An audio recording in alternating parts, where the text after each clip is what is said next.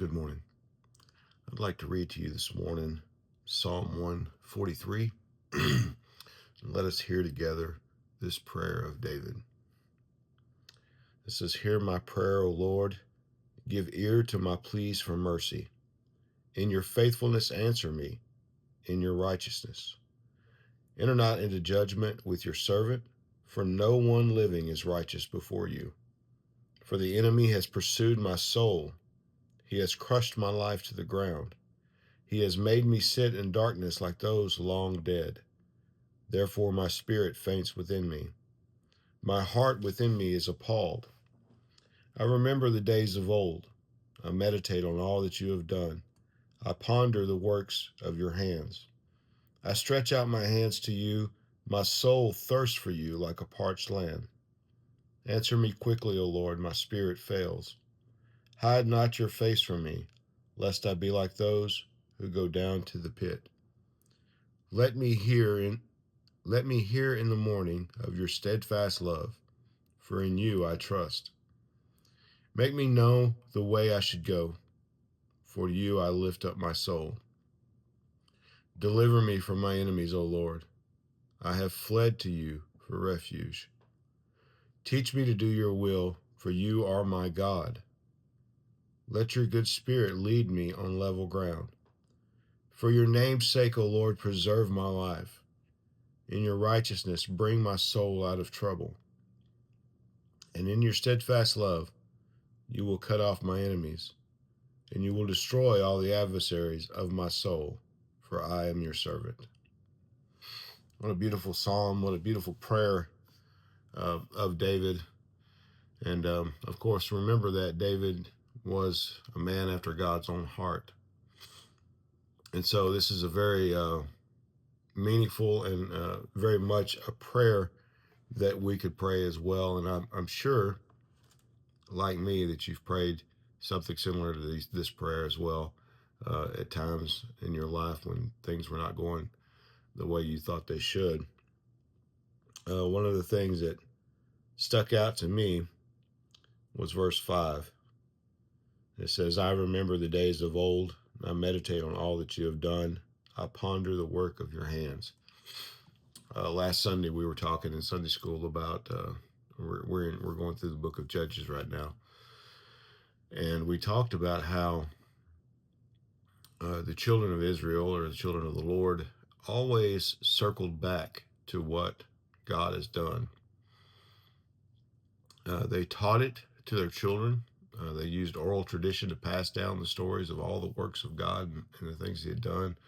You can read in the Bible over and over again with Moses or Joshua or David, or even into the New Testament, Peter and Stephen particularly would go back and they would give you the whole rundown of the history of Israel, how God created everything and how man fell, and how often the children of Israel were in captivity and the Lord delivered them. And I wonder if our lives would not be a little more richer if we remembered the things that God did for us, how he delivered our soul from death, how he saved us and gave us hope when we had no hope. And all the little things that's happened in life that we maybe missed, that we didn't thank God for and glorify God for. I remember there's been times in my life where things could not have gone very well for me. I could have been dead a couple of times over. There was close calls with car accidents and stuff like that. All those things God's got his hand in, because he has a plan not only for me, but a plan for you as well. And though the devil and the world and maybe even yourself may try to kill that, the Lord preserves you and prevails to accomplish his plan. This psalm reminds me of all those dark times in my life where I have sat up and cried to the Lord and looked at my circumstances and talked to the Lord and said, "I don't know what's going on. I don't know how to deal with this. Only you know. Only you. What did David say?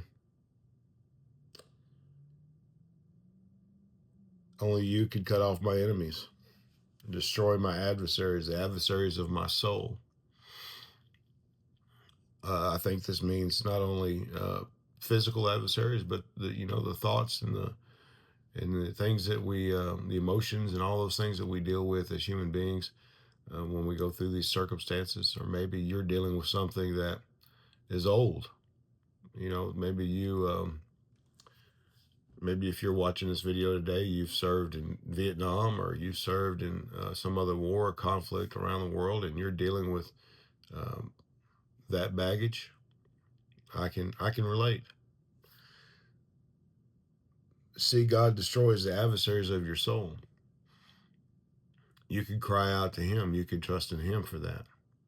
Maybe you're dealing with an emotional issue of regret or depression based upon maybe a life that wasn't well lived. I don't want to get too specific about things like that, but the Lord is your portion. He is the one who can destroy the adversaries of your soul.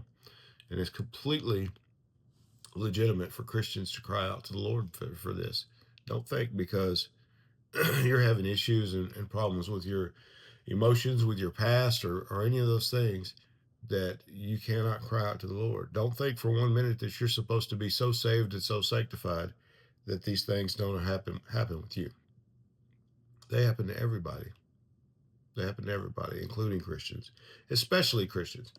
I would think because mostly when you're not saved, you don't really recognize the difference between living a life for the Lord and living a life for yourself. You're just living, right? But when you're saved, you realize that some of those things, when you're saved, you realize that you used to live one way, and now you're trying to live another way for the Lord. You're trying to serve the Master, and you're dragging this baggage around with you. Do like David did and cry out to the Lord and list your issues. David said in verse 3, the enemy has pursued my soul and crushed my life to the ground. He has made me sit in darkness like those long dead. Therefore my spirit faints within me. My heart within me is appalled. You see, David didn't worry about presenting himself as super spiritual. David was concerned with his soul. And I think we should all be a little concerned about our soul. Not our salvation, but the things that you deal with every day, the places you've been, and the things you've seen and done. Those make up who you are. And you need to lean on God when you're dealing with the darkness. When your flesh or the enemy has made you to sit in these dark places, and you just feel weak and you feel tired and you feel like you just cannot go on with this, you need to cry out to the Lord. I would encourage you to go back and read Psalm 143 for yourself. Read it very slowly. Think about each line and meditate on it. Sit back and close your eyes and just meditate on the things that you've just read. And I guarantee you, and I believe that it will encourage your soul. So I hope you have a great day today. And I hope that you will go back and meditate on Psalm 143. If there's any prayer requests or comments, please leave those in the section below. I'd love to pray for you. Don't forget to love your neighbor today as yourself and to live out your faith. Have a blessed day.